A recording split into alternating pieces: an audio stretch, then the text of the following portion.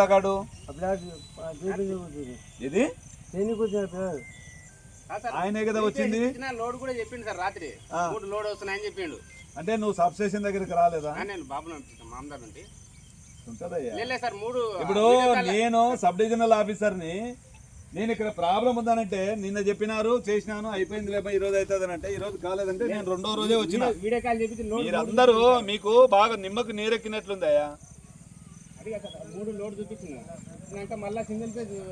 నేను ఎందుకు చెప్పినానయ్యా? సార్కి ఏంది చెప్పేది పొంగు అందరినీ సస్పెండ్ చేసాను చెప్తున్నా. నేను ఇటుకు వచ్చిన తర్వాత మీరందరికి ఎందుకున్నారు ఇక్కడ? సరే నువ్వు చెప్పాల్సింటివి సార్ నేను పోలేదన్నా. నేనే వస్తుంటే నైటు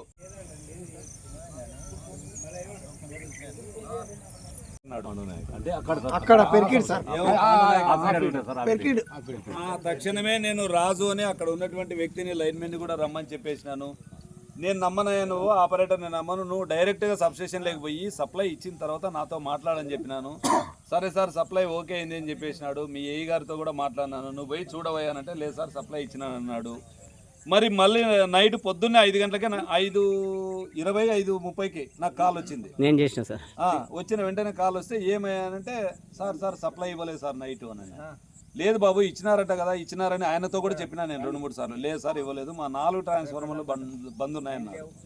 నేను వెంటనే అర్జెంటుగా మా ఏఈ గారికి మా స్టాఫ్కి వాళ్ళకందరికి ఫోన్ చేసి ఫస్ట్ మీరు అక్కడికి పదండి నేను కూడా వస్తున్నానని చెప్పేసిన. ఆయన కూడా అదే మాట చెప్పిన, బాబు నేనే వస్తాను మీరు ఉండండి నేను వస్తాను. వచ్చిన తర్వాత ఒక అర్ధ గంటలో వస్తానన్నాను. నాకు వెహికల్ రావడం లేట్ అయిపోయింది. వేరే వాళ్ళ తీసుకొని నేనే వచ్చేసిన.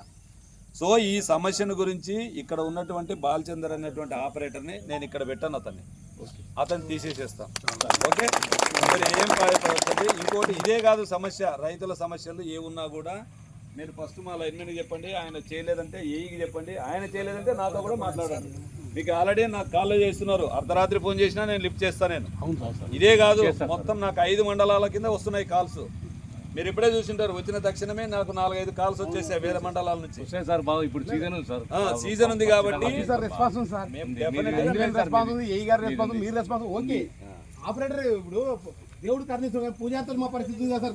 చేపిస్తాను.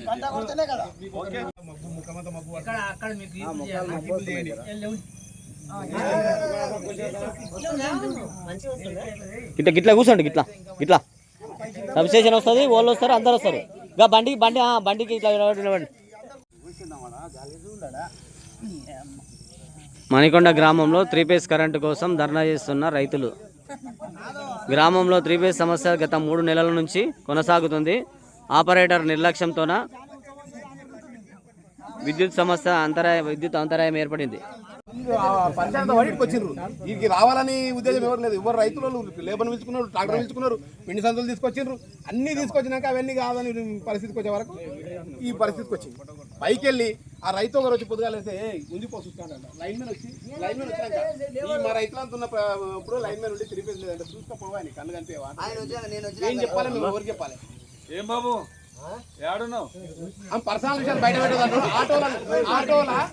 ఆటోలో తీసుకొచ్చి పండ పెడుతున్న పరిస్థితి ఎవరు చెప్పాలి పరిస్థితి.